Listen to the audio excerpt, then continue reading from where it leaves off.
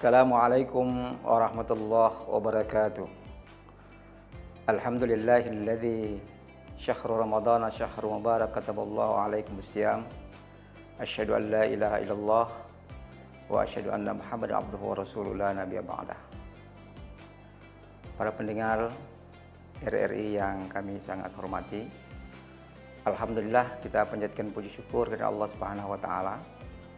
Karena dengan rahman dan rahimnya, kasih sayang Allah, alhamdulillah kita bisa bersama-sama melaksanakan kewajiban kita, yaitu melaksanakan puasa di bulan suci Ramadan ini. Bagi kita umat Islam tentunya, di dalam hal kita mengamalkan ajaran agama kita, maka tentunya kita harus berdasarkan kepada Al-Quran dan Sunnah. Nah, berkaitan dengan masalah puasa ini, Allah Subhanahu wa taala menjelaskan dalam Al-Qur'an sebagai satu dasar kita di dalam melaksanakan kewajiban itu. Allah, ya ayyuhalladzina amanu kutiba alaikumusiyam kama kutiba alal ladzina min qablikum la'allakum tattaqun. Puasa ini Allah wajibkan kepada orang-orang yang beriman. Jadi kalau kita tidak beriman kepada Allah, tidak ada dibebani kewajiban puasa. Jadi puasa ini tamu Allah yang khusus diberikan kepada makhluk pilihannya, yaitu orang-orang yang beriman dan bertakwa kepada Allah Subhanahu wa taala. Nah, ibadah puasa juga ini bukan hanya kepada kewajiban itu diberikan kepada umat terakhir, yaitu umat Islam, umat Rasulullah SAW, tetapi sebenarnya ibadah puasa ini juga sudah diwajibkan juga oleh Allah kepada umat-umat atau para nabi sebelumnya. Nah, esensi puasa itu ya, kutiba alaikumusiyam kama kutiba alal ladzina min qablikum la'allakum tattaqun. Jadi dalam ayat itu ya, saya akan garis bawahi kata la'allakum tattaqun. Salah satu ibadah yang langsung didoakan oleh Allah adalah ibadah puasa. Ini Allah yang berdoa, Allah tempat kita meminta, Allah tempat kita untuk beribadah, kemudian Allah berdoa kepada hamba-hambanya, yaitu kita umat Islam yang beriman melaksanakan ibadah puasa. Allah berdoa, la'allakum tattaqun. Mudah-mudahan mereka ini menjadi orang yang bertakwa.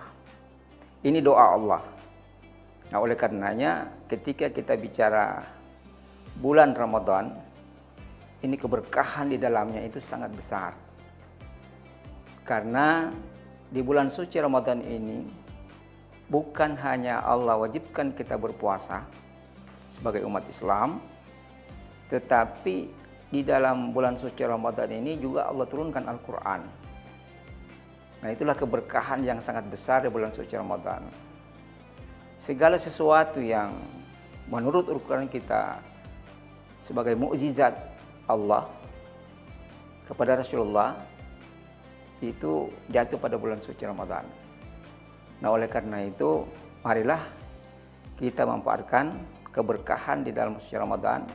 Nah, tentunya bagaimana supaya ibadah puasa kita akan diterima oleh Allah Subhanahu wa taala? Yang pertama, ya kita harus niatkan diri kita. Kita evaluasi diri kita. Tahun kemarin itu ibadah puasa itu apakah kita pernah gagal 1 atau 2 hari? Ya. Apakah berkaitan dengan uzur karena sakit atau disengaja dan lain sebagainya? Itu menjadi introspeksi diri kita supaya ketika kita akan melaksanakan ibadah puasa di tahun ini betul-betul kita dalam keadaan bersih. Artinya apa?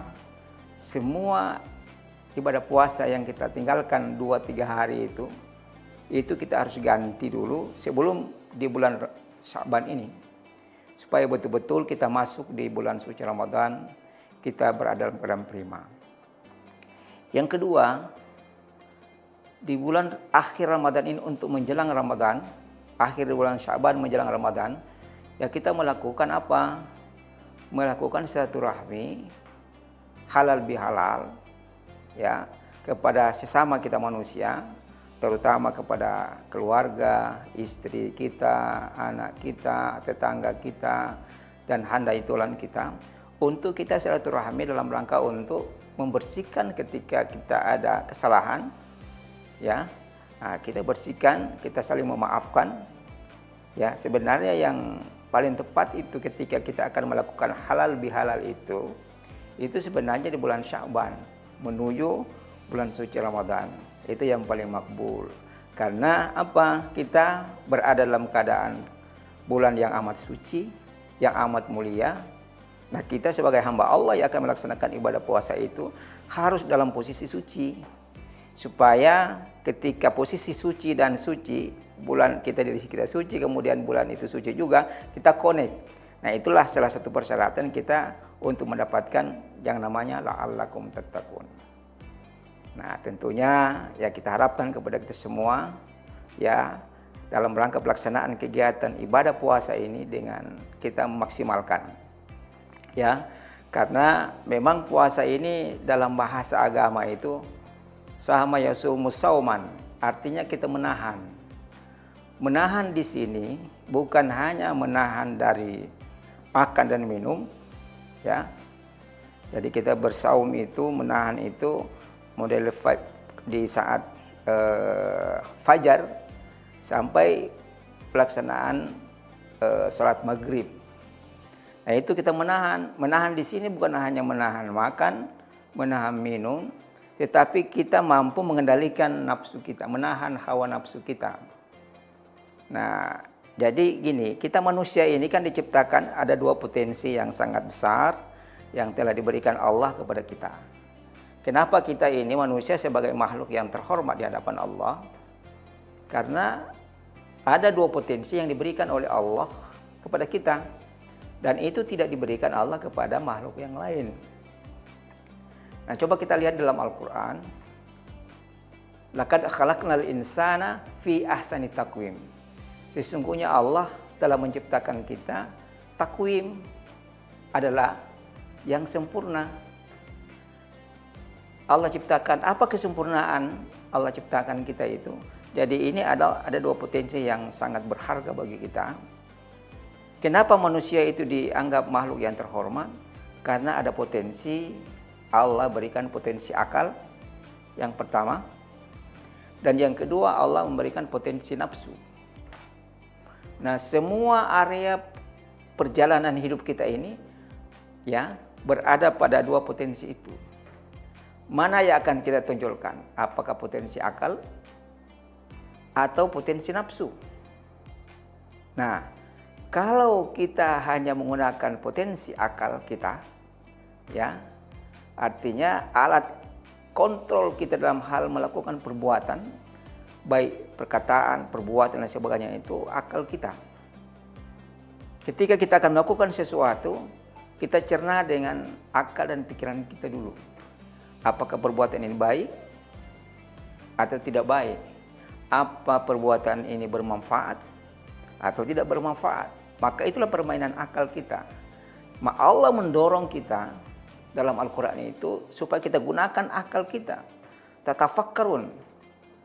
Kepada umat manusia, gunakan akal kamu dalam rangka untuk melakukan hal-hal berkaitan dengan urusan-urusan keduniaan. Nah, itu yang pertama. Yang kedua adalah nafsu. Nafsu ini Allah ciptakan manusia akal dan nafsu. Jadi sempurna sekali manusia. Nah, nafsu ini harus terkontrol. Nah, salah satu sarana untuk mengontrol nafsu kita itu adalah melaksanakan saum, melaksanakan ibadah puasa. Nah, oleh karena itu dalam rangka untuk mengendalikan nafsu kita, hawa nafsu kita, maka puasalah salah satu sarana kita di dalam rangka untuk mengendalikan nafsu itu. Nah, artinya dua potensi yang diberikan Allah ini harus kita manfaatkan dengan masing. Harus berada dalam posisi yang seimbang antara akal dan nafsu.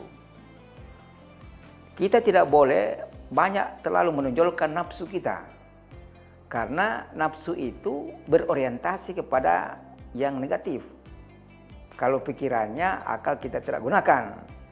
Tetapi walaupun kita menggunakan nafsu, tetapi kita disaring dengan akal, maka insya Allah perbuatan kita, perkataan kita, ya, komunikasi kita insya Allah akan baik.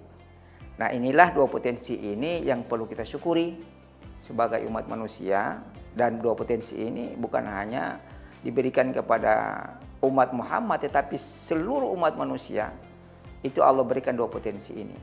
Di dua potensi inilah yang akan memilih kita, akan memandu kita dalam perjalanan kita kehidupan ini. Nah, salah satu fungsi siam itu adalah mengendalikan diri kita, termasuk di dalamnya lah mengendalikan hawa nafsu kita. Hawa nafsu insya Allah akan bisa terkontrol dengan baik ketika didasari dengan akal yang sehat.